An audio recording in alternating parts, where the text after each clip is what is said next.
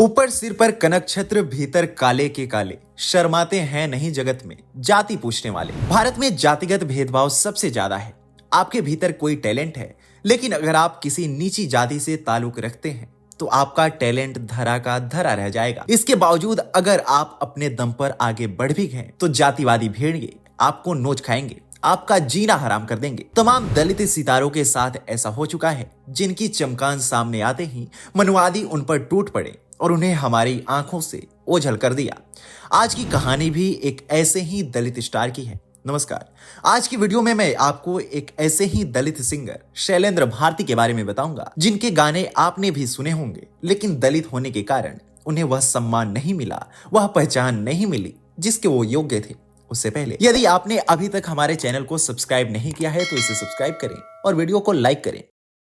तो जिंदा है तो जिंदगी की जीत में यकीन कर, अगर है कहीं स्वर्ग तो उतार ला जमीन पर। यह गाना शैलेंद्र भारती ने ही गाया था, जो देखते ही देखते हर किसी के जुबां पर आ गया था। उन्होंने अपने करियर में 800 से अधिक गाने गाए हैं। उनके गानों का एक अलग ही दौर था। अपने समय के वह टॉप गीतकारों में से एक थे। उनके गानों की वजह से ही आवारा जैसी फिल्मों को देश विदेश में लोकप्रियता मिली। लेकिन इतना सब कर गुजरने के बाद भी उनके योगदान को हमेशा अनदेखा किया गया। एक गरीब परिवार से निकला लड़का, जिसके पास न सिर ढकने को छत था, ना ही 2 वक्त की रोटी। पिता की बीमारी और आर्थिक तंगी ऐसी छाई कि यह पूरा का पूरा परिवार ही रावलपिंडी से मथुरा आ गया। मथुरा में ही इनके बड़े भाई रेलवे में काम करते थे। आर्थिक तंगी ऐसी छाई कि ये दोनों भाई बीड़ी पीकर अपना गुजारा करते थे। ये बीड़ी इसलिए पीते थे कि भूख मर जाए। काफी मुश्किल भरा जीवन जीते हुए शैलेंद्र भारती ने अपनी पढ़ाई पूरी की। उन्हें लिखने और गाने का शौक बचपन से ही था, लेकिन उन्हें भी नहीं पता था कि एक दिन उनके द्वारा गाए गए गीत हर किसी के जुबां पे होंगे। जैसे तैसे पढ़ाई पूरी करके उन्होंने मुंबई जाने की प्लानिंग शुरू की। मुंबई जाने का उनका इरादा तब और ज्यादा दृढ़ हो गया जब हॉकी खेलते समय कुछ लड़कों ने उन पर जातिवादी टिप्पणियां कर दी और मजाक उड़ाते हुए कहा कि अब ये लोग भी खेलेंगे। यह बात शैलेंद्र भारती को चुभ गई। उन्होंने अपनी हॉकी स्टिक तोड़ दी और निकल पड़े सपनों के शहर मुंबई की ओर। मुंबई में रेलवे इंजीनियरिंग विभाग में उन्हें अप्रेंटिस के तौर पर काम मिल गया। वर्कशॉप के मशीनों के शोर और बड़े शहर के चकाचौंध के बीच भी उनके अंदर का कवि मरा नहीं। खाली समय मिलने पर वह अक्सर लिखा करते थे। काम के बाद शैलेंद्र भारती प्रगतिशील लेखक संघ के कार्यालय में चले जाते थे, जो पृथ्वीराज कपूर के रॉयल ओपेरा हाउस के सामने था। यहीं पर उनका परिचय राज कपूर से हुआ। थोड़े ही समय बाद वह राज कपूर की फिल्मों के लिए गीत लिखने लगे।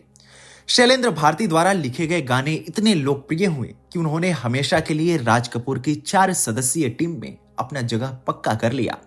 भारती जी ने करीब 800 गाने लिखे, जिनमें से ज्यादातर गाने उन्होंने राज कपूर के लिए लिखे। उनके द्वारा रचित ज्यादातर गाने लोकप्रिय भी हुए। अपने गीतों के माध्यम से उन्होंने समता मूलक भारतीय समाज के निर्माण के अपने सपने, अपनी मानवतावादी विचारधारा को भी अभिव्यक्त किया। यह वह समय था जब शैलेंद्र भारती को अपनी पहचान छिपा कर रहनी पड़ती थी, क्योंकि नीची जाति के लोगों को उस समय पर कोई काम नहीं देता था। वह नाम बदलकर और जाति छिपाकर गाने लिखते रहे और गाते रहे। इसी बीच उनके बेटे ने शैलेंद्र भारती की एक कविता संग्रह अंदर की आग को प्रकाशित किया। इसमें शैलेंद्र भारती ने अपने साथ हुए जातिगत भेदभाव की दास्तां को बयां किया था, लेकिन लोगों के मन मस्तिष्क से जातिगत भेदभाव खत्म हुआ नहीं था। ऐसे में उनकी जाति और पहचान का पता चलते ही लोगों ने उनका विरोध करना शुरू कर दिया। उन पर आरोप लगे कि उन्होंने सभी साहित्य प्रेमियों का अपमान किया है।